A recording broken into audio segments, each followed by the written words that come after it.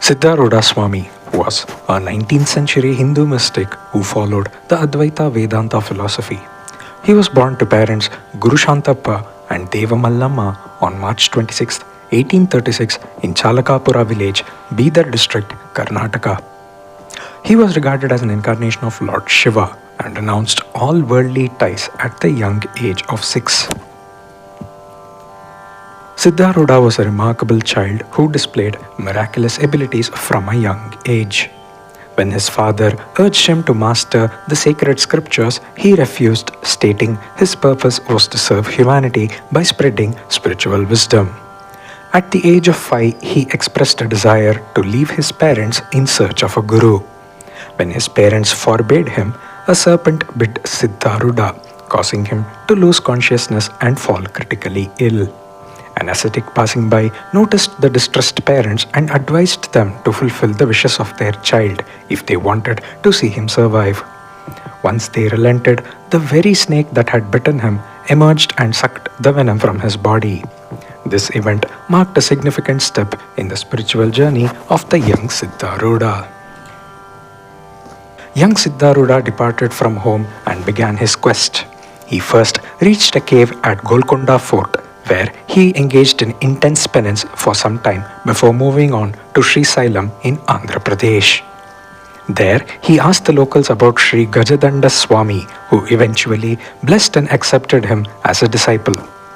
Siddharudha devotedly served his guru for 12 years, and pleased by his dedication, the guru bestowed upon him the title of Sri Siddharudha Bharati. He initiated him into the Shiva Panchakshari mantra on the path of the Avaduta ashram for his self-realization. Although Siddharudha Swami was a Gnani by birth, he acted to demonstrate the significance of having a guru in everyone's lives. After leaving the ashram of his guru, Siddharudha Swami travelled to Hampi city in the Vijayanagara district of Karnataka, where he meditated for 3 days in a cave near the Virupaksha temple. He visited sacred sites from Kashmir to Kanyakumari and spent 20 years imparting divine wisdom before arriving in Hubli, Karnataka in 1877. Sri Siddharudha Swami faced immense hardships upon arriving in Hubli. He initially lived for a brief period in a graveyard and was regarded as a lunatic by locals who often harassed him, but he endured their troubles with grace. Eventually, the people recognized his greatness. He spoke little, favored simplicity, and lived a solitary life. He conversed about philosophical truths with scholars and played games with children with equal enthusiasm. People from the learned Brahmin and Lingayat sects mocked him, questioning his caste, but he paid no heed to their remarks, asserting that he was beyond the confines of religion. He identified his divine attributes with Brahmagnana and claimed that his kamandalu or water pot held boundless wisdom. He never discriminated against his devotees based on caste, religion, creed, or economic status, attracting followers from all walks of life. During a pilgrimage to Kashi, Siddharudha Swami halted at a rest house that served food for Brahmins. Despite accompanying them, the Brahmins insisted that he eat in a corner of the hall reserved for footwear. Obliging, Sri Siddharudha Swami ate and left his plate there.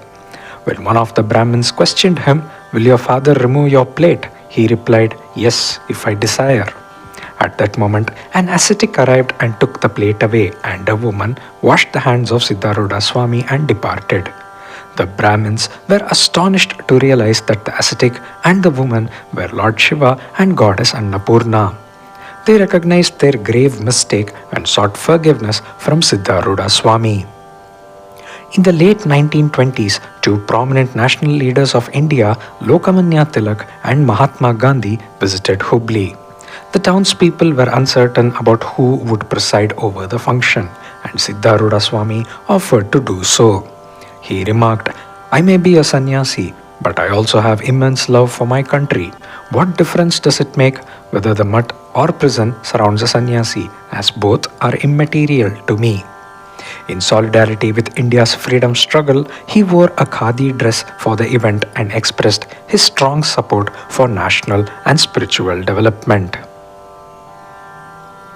Siddharudha Swami advocated the Saivite Advaita stream of Vedic thought and gathered followers in Karnataka, Maharashtra, and the Telugu speaking states. The core of his teachings was that God is the same for all, and all faiths aim toward the spiritual enlightenment of humanity. Discrimination based on caste or feelings of superiority or inferiority is futile, since everyone is entitled to attain spiritual liberation. He used sacred scriptures such as the Upanishads, the Bhagavad Gita, the Brahma Sutras, and the Kaivalya Paddhati of Nijaguna Shiva Yogi as the foundation for his teachings, which he imparted to devotees in Kannada language. Siddharudha Swami attained Samadhi in his ashram at Hubli at the age of 93 on August 21, 1929. His enshrined mortal remains are said to cause miracles to devotees who seek solace from worldly sorrows. The disciples of Swami established around 300 ashrams in his name in and around India and ardently followed his teachings today. Om Shri Gurubhyo Namaha.